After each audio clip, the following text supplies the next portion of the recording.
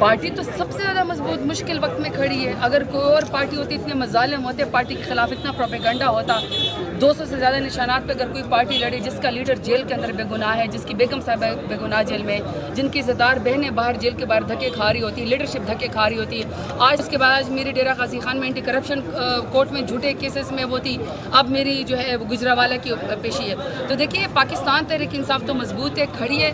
Parliament میں اگر کسی کا جمہوری, اگر کسی کا تگڑا سٹانس, اور بجٹ کے اوپر اگر کسی کو آپ کو نظر آئے کہ واقعی بجٹ کی انڈرسٹینڈنگ ہے, عوام کا دکھ درد سمجھتے ہیں, تو وہ پاکستان تحریک انصاف ہے.